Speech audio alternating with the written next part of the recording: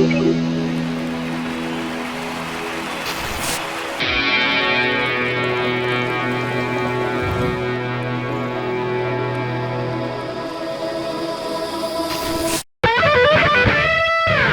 everyone. Our guest today is Richard Magid. Richard has over 35,000 hours in coaching experience. Wow. He's the founder of Soundboard Consulting and the Soundboard Angel Fund.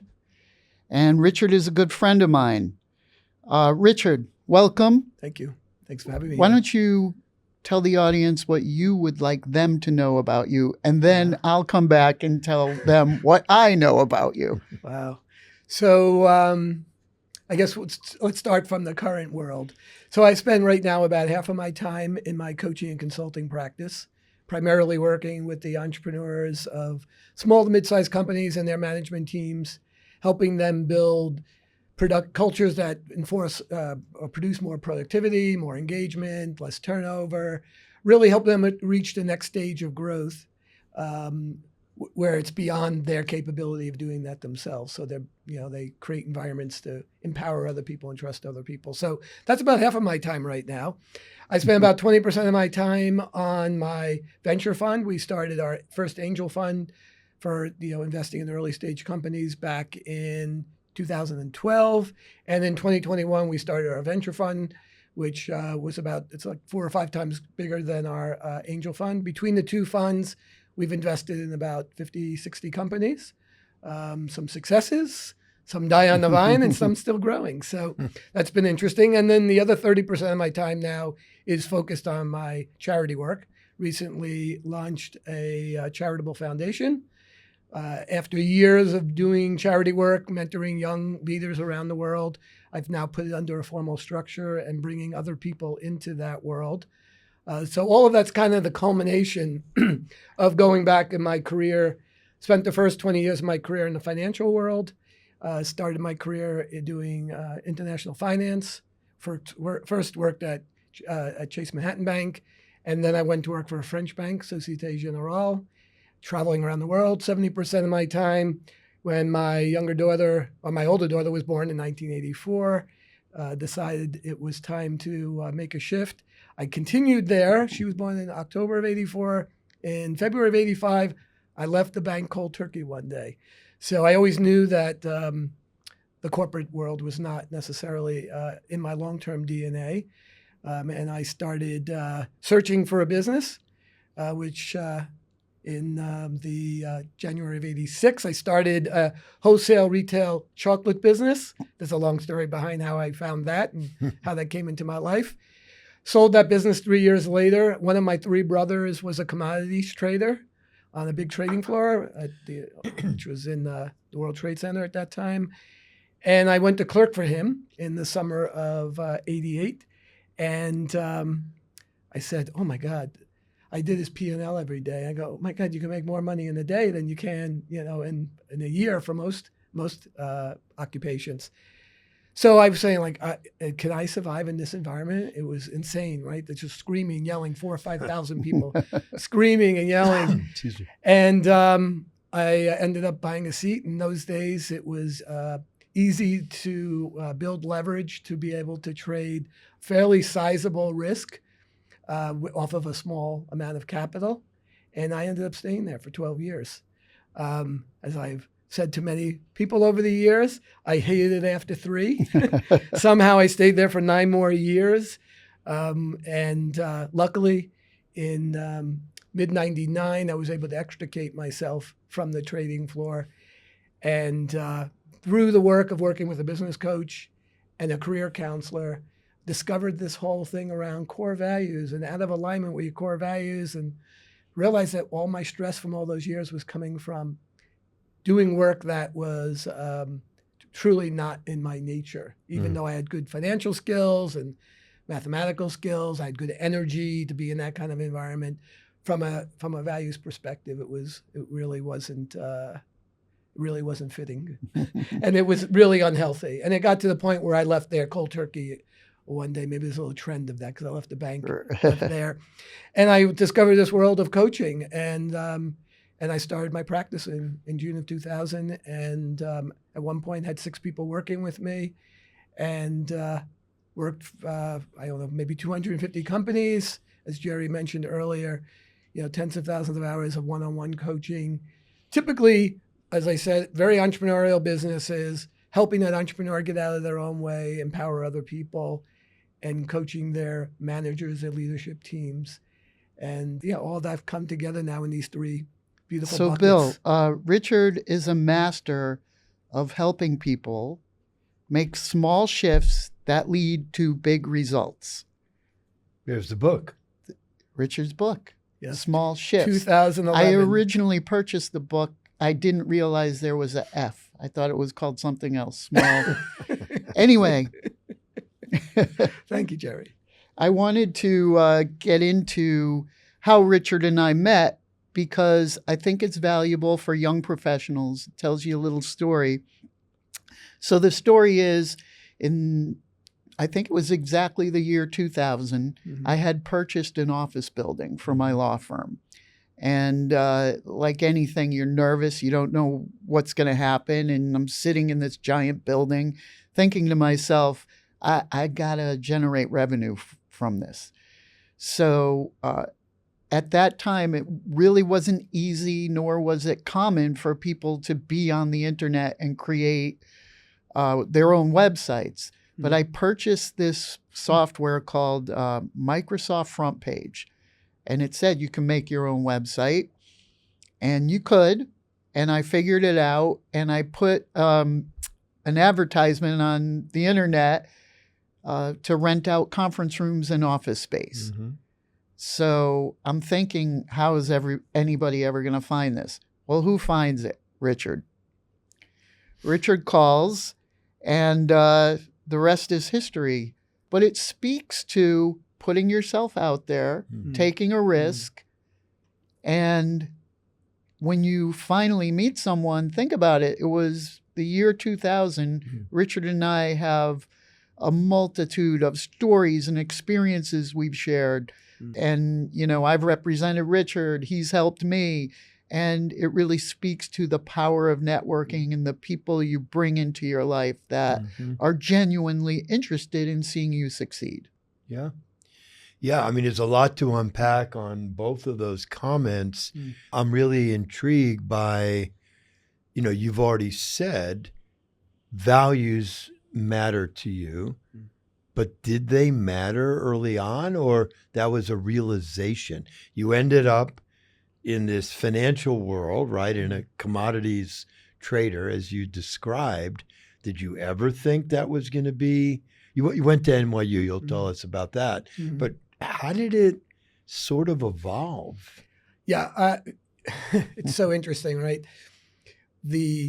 Having that level of self-awareness that's even relevant to stress, to career success was really interesting, right? Because when I came out of school, I had a degree in accounting. I didn't want to be an accountant. I came out of NYU. I had a minor in art history, a bachelor's in accounting. Why those 2 areas? I mean, how did that even evolve? Well, because I had a girlfriend in college and we had this dream of owning an art gallery together. So, and I do own part of an art gallery now in San Francisco. Okay. She's not part of that dream. All right. Unfortunately, I guess. I don't know. Yeah, it's just, right side, left side brain. Yeah. I was always good with math skills. And, I wanted to be able to have a job. My father was very pragmatic. I always said, let's, go, if you're going to go and get a degree, make sure you have, you can get a job. And I ended up going to banking and going through the management training at Chase back then. But I had no awareness during those days of core values and what that actually meant. And, I was driving to try to make a living. I got married very young. I was just 22 when I got married, about to celebrate my 45th anniversary. Nice. And it was more financially motivated, and then when I left the bank, I was getting promoted every year and I had a lot of opportunity for upside. And some days I wake up going, why didn't I just stay in the corporate world? I can probably have been, a C-suite executive with, not going through all these ups and downs of an entrepreneurial journey. But when I went on, when I had my chocolate business, I felt very aligned. I was working 100 hours a week, and but I loved it. I loved it. I didn't know why. I loved it because it was the contact with people and the networking effect, Sure. and building relationships and all that. But I wasn't conscious that there was a core value that was being honored under that. And then when I went to the trading floor, it was really, it's a very dysfunctional environment. And Yeah. What didn't you like? I mean, so many of our listeners, as you know, they're interested in the appeal of the financial services world. What is it that you didn't like? Yeah, I mean, for me, What do you like? well, for the in those days, open outcry trading, you were in the floor and you were screaming and yelling. There was no technology. What do you give us? behind it. This was around. It was from 1988 till late '99. So it really was. What ended up happening, it was so easy to make money in those first 3 or 4 years. Yeah. You didn't have to take a big position, a risk. It was day trading, and you were really just printing money in those few years. Right. And then what happened is the tech boom started, 93, 94, 95. So all of the consumer money, the speculative money, we used to call it, the dumb money or the stupid money. Went to tech. Went to tech. And then it was us against the big traders, the big global commodity trading organizations who were using the options and futures market as hedges for price risk. And so we trading against them, there was no third party that we were making the margin against. And it was clear very early that I lost the energy of the financial side, and there was really nothing else there for me. So I did a lot of volunteer work during those days to give me a sense of purpose. But again, not knowing that I was doing that to honor, my core value of, respect and impact and curiosity. I didn't have the consciousness until I left the trading floor and I hired this career counselor, and she took me through an exercise, and I'll never forget that day. It was an assessment. It was an exercise, Yeah. and I still use it with clients all the time, where you were, kind of given 150 core value words, and you're kind of comparing to each other and looking at when was I satisfied in my life, when was I most happiest, when did I feel most engaged, most passionate, and then the opposite side, when do you, at low points, what did you experience, and it starts to create a picture, and the picture starts to come out. Words start to develop from that. So let's talk about how we can help young professionals cultivate that self-awareness without getting to the point where they have to walk out of a job because they're no longer satisfied. How early can you start doing these assessments, and how do you build empathy and self-awareness at such a young age? Or can you? Yeah, well, let's start. I mean, the exercise you can do at any age. I've mentored and coached, from early high school through, people in their 50s, 60s, and 70s who maybe have never had that sense of awareness. And it's revelatory for people. And it's something that it's not just a one and done. You have to live them. I used to tell people, you do the exercise, and I'm always happy to send anyone the exercise. You do the exercise, and now you have these words that mean something to you. They're sort of the essence. They start the essence of who you are. You start to define them for you. You start to now filter decisions through those core values as another lens by which you make, those critical decisions, career decisions.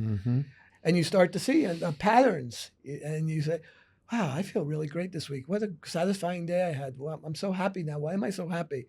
And then if you pull those core values out, you say, of course, right? Like for me, over the years, I've had to fire clients because they're not honoring respect, mutual respect. They're not. I don't feel like I'm making impact.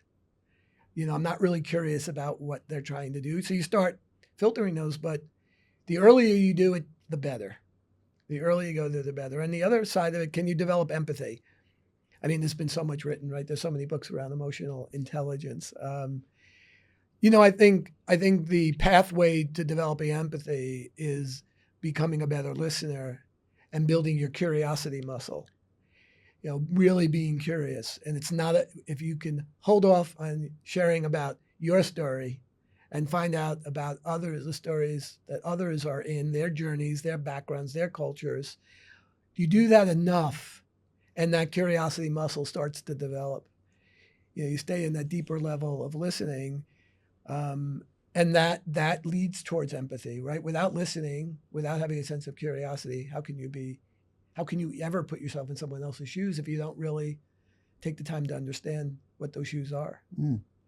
It's interesting to the point, back to values, and can you feature that early in your career journey, right? One of the things that I often talk to young people about is if you had a perfect 10 and you could create your ideal internship or job, to what extent would a company's culture, values, and even commitment to DE&I resonate with you? And it's a reflection, right? But Jerry, to your point, how early, right? Because ultimately it leads to, whether it's in a corporate world or an entrepreneurial world, I would think it leads to happiness and success. So they often come back to me and say, yeah, it's critically important. How do I do the due diligence to know that there might be some alignment, even in a corporate world, around culture and values? What's your thoughts on that? Some say it's very important to me, but how do I know? And then I get into the environment and it's totally opposite. They haven't done the due diligence. What do you think? Well, you used the word alignment. I mean, I think so. You can completely align internally, right? And then it's the alignment with the who you want to work with. Yeah. There's a reason why the entrepreneurial journey is so enticing, because then it's your values that you can build a business around. Right. When you're in someone else's structure, it's when you're interviewing, it's asking your core value questions. Yeah. And understanding of whether or not, is there alignment here? Now, it's not about having the same core values necessarily, but are there core values within this organization that I can align with, that have a relationship to my values? But you can ask that. Because young people out there are saying, I could bring that up in an interview, or I should do that due diligence. Well, let's say impact is a very strong core value of yours, and you start asking questions about the role. Tell me a little bit about this role. Where does it fit into the ability of this company to serve its clients? And how does this role, what is the path of this role relative to having impact on the department I would work for, on my team, on my boss, on. You start to sort of build a toolkit of questions that relate to trying to uncover your values. You're also, if let's use curiosity, what kind of questions are they asking you? Are they just going down the list of interview questions? Or is it a company that's actually trying to understand who you are and what's important to you? Yeah. So if that is a culture you want to be around, what we find too many times is, right, you see the 5 or 6 core value words when you walk in the door. Right. Or on the website. And it's important to know those, because there are companies that actually live them. They live them. Yeah, they truly live them. I can share stories of clients. And many that don't, by the way, but yeah. Unfortunately, so if you do walk in, if you're doing an in-person interview, or if it's on their website, talk to them about the core values. Like, really, I see the organization puts the core values on the front page of your website. Can you share with me what these mean? How does the organization honor these values in the way that it runs its business? And if there is they're there, but we're not, sure, and that's something for corporate or the C-suite. Right. No, just a bunch of words. Yeah. Then that's not who they are. Yeah, but just to expand for another second or two on that, a young person looking to break into a company or a role or even an industry how likely is it they're going to have that intuitive self-awareness or thought process? I often like to say, I want to work for a company whose culture and values are aligned with things that are important to me, quote unquote, alignment, right? Mhm. But I don't see a lot of young people today, and I might be wrong, putting that in their decision point process. Do you think it's because it does? Could it? Well, so I look at things through a few different lenses on that. So I do a lot of work globally with young leaders around the world, right, from 18 to the early 30s, and I find that and this is not a judgment because I think this is an opportunity.